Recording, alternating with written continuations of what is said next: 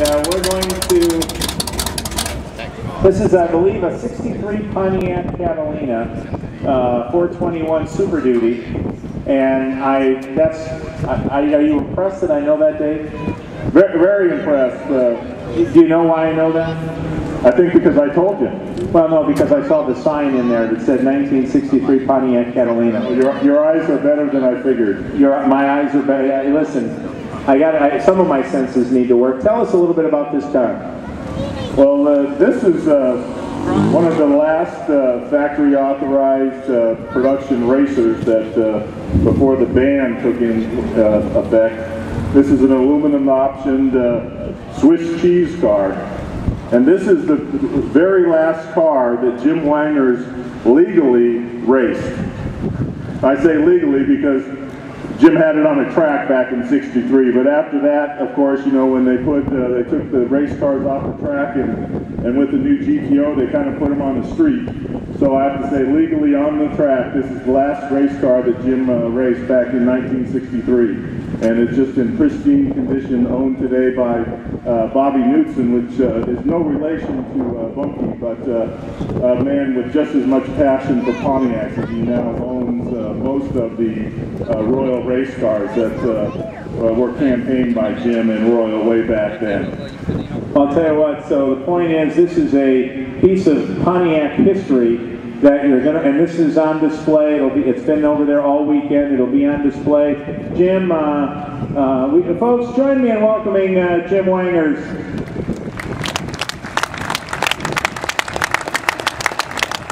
Now, Jim, you're going to take an easy pass down the racetrack. Yeah, that's my policy. When I'm driving somebody else's cars, you don't need to show off.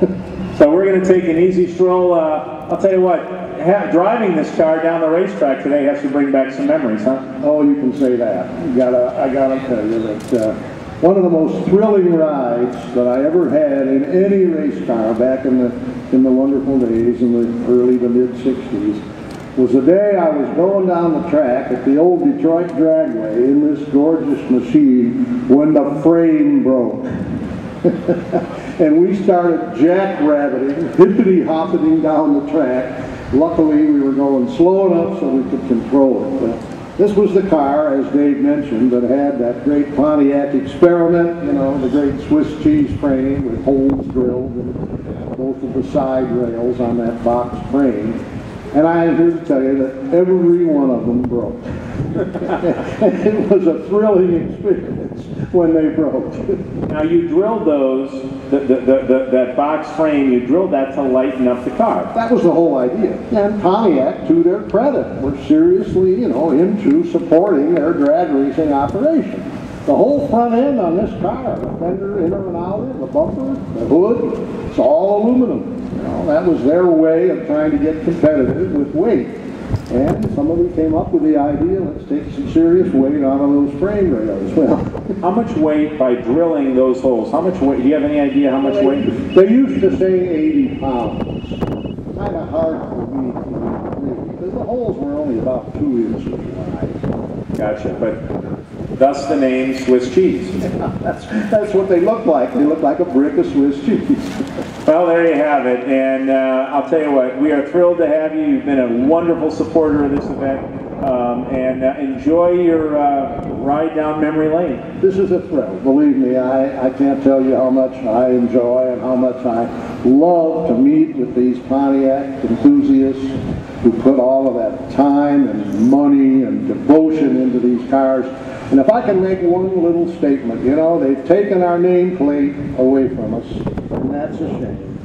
Now let me tell you something, they're never going to take this hobby away. This is too much a part of American heritage, American culture, American history. Never let them forget the great days of the wide track Pontiac, either side of that era. Amen. Ladies and gentlemen, a round of applause for a great American, Jim Wangers. Enjoy your ride down there. Be careful in the glue. It's a little sticky out here. Yeah, there you go. Boy, I'll tell you what, that gave me goosebumps. And it's that pride and that passion and that love of the automobile. And we've lost some of that, America, and it's time to get it back. Absolutely. So did Jim take the keys out of the car when he got out? This is Norwalk, Ohio. It's not Detroit, Michigan.